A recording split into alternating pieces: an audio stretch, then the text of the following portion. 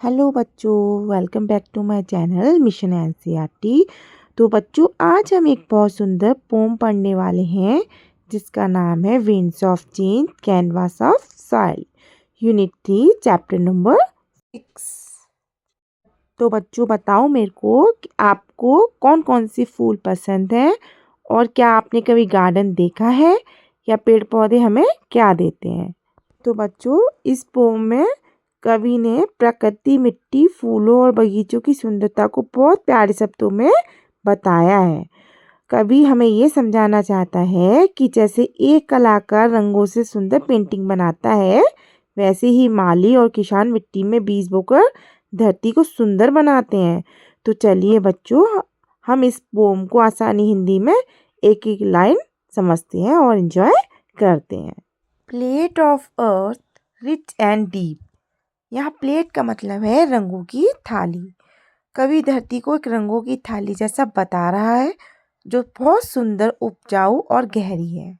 मतलब धरती में बहुत सारी क्या अच्छाई हैं, ठीक है, और जीवन छुपा हुआ है।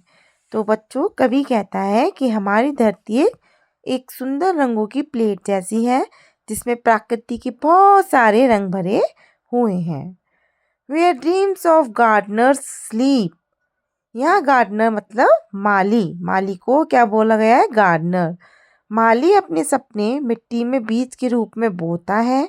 वह उम्मीद करता है कि आगे चलकर सुंदर फूल और पौधे उगेंगे। माली अपने सपनों को मिट्टी में बीज की तरह बोता है और इंतजार करता है कि वे बड़े होकर सुंदर पौधे बने। Brush strokes of sheets planted true. Brush strokes का मतलब है पेंटिंग के ब्रश के निशान। कभी बीज बोने को पेंटिंग बनाने जैसा बता रहा है। जैसे कलाकार रंग भरता है, वैसे ही माली मिट्टी में बीज बोता है। तो यहाँ बीज बोना एक कलाकार की पेंटिंग जैसा बताया गया है। अवेटिंग स्प्रिंग्स वाइब्रेंट ह्यू। स्प्रिंग मतलब बसंत ऋतु। बीज इंतजार कर रहे हैं कि बसंत आए और चारों तरफ रंग बिरंगे फूल खिलें। बीज बसंत ऋतु का इंतजार कर रहे हैं, है ना, ताकि सुंदर रंगों वाले फूल खिल सकें। ब्लॉसम्स ब्लूम ए पेंटेड साइड। ब्लॉसम्स ब्लूम मतलब फूल खिलना। जब फूल खिलते हैं तो ऐसा लगता है जैसे किसी ने सुंदर पेंटिंग बना दी हो। यानी कि खिले हुए फूल प्रकृति की सुंदर पेंटिंग जैसे दिखाई देते हैं। Dancing in the morning light मतलब कि सुबह की धूप में फूल और पौधे हवा में हिलते हैं। ऐसा लगता है जैसे वे नाच रहे हों।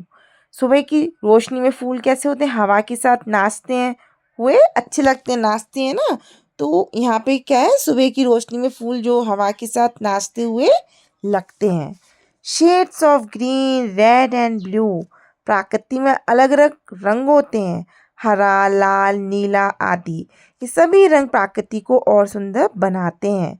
प्रकृति कई सुंदर रंगों से भरी हुई है। Nature's artwork ever new. प्रकृति हर दिन नई और सुंदर कला बनाती रहती है। हर मौसम में नए फूल, नए रंग और नई सुंदरता दिखाई देती है। तो प्रकृति भगवान की बनाई हुई क्या है? सबसे सुंदर कला है जो हमेशा नई लगती है। तो यहाँ पे जो पोइट हैं वो प्रकृति की सुंदरता और बागवानी के बारे में बताते हैं। तो वो कहते हैं कि धरती एक कलाकार की तरह है और बीज उसकी पेंटिंग के रंग हैं। जब फूल खिलते हैं तो पूरी प्रकृति बहुत सुंदर दिखाई देती है। फिर नेक्स्ट है ईच प्लॉट ए कैनवास वाइड। तो यहाँ प्लॉट का मतलब है जमीन का छोटा टुकड़ा या बगीचा। पोइट कहते हैं कि हर बगीचा एक बड़े कैनवास, यानी कि कैनवास मीन्स होता है ड्राइंग शीट होती है ना बड़ी, उसी की तरीके की कैनवास वो होती है। जिस तरह कलाकार कैनवास पर पेंटिंग बनाता है, उसी तरह माली मिट्टी में पौधे और फूल उगाता है। तो बच्चों, जो पोइट है वो कह रहा है कि हर बगीचा एक बड़ी ड्राइंग शीट जैसा है जहाँ प्रकृति अपनी सुंदर पेंटिंग बनाती है। Where art and life coincide. Art मतलब होता है कला और लाइफ मतलब होता है जीवन। तो यहाँ पोएट बता रहा है कि बगीचे में कला और जीवन दोनों साथ दिखाई देते हैं। फूलों की सुंदरता कला जैसी लगती है और पौधे जीवित होते हैं।